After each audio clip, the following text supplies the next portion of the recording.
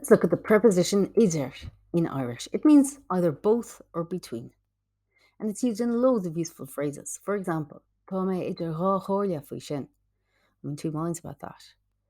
You can also say, Deich mé idir an dá thuúil idir an dá linn. I looked him between the two eyes in the meantime. I looked him in the eye. In English, we look somebody directly in the eye, whereas in Irish, we use idir an dá thuúil for the same purpose, between the two eyes. Somebody's in a dilemma. You can say, Tá sí idir dhá hinne bhealtaine. She's between two May Day bonfires.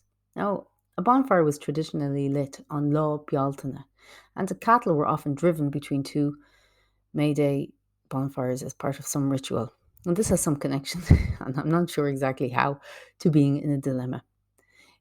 Interestingly enough, we do talk about being on the horns of a dilemma in English, so cattle seem to have something to do with dilemmas.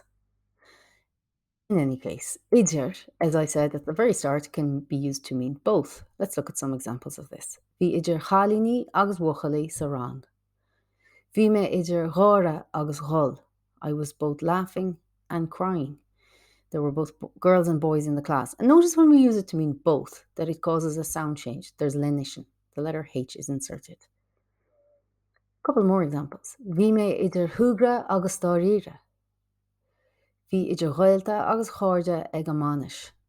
Notice that dáríre did not get lenited. The reason for this is the particular letters D and TLS often cause rules to bend, and they're often the reason for exceptions to rules when any two of these collide, as has happened here. Now let's look at a couple of examples where idir means between. Bhí mé ar amos idir bailíoch lia agus gáile. Tharla an timpiste idir meánaithe agus a dó chlog. You'll notice when we use it to mean between, in examples like these, there is no lenition, no sound change at all. Agus sin é.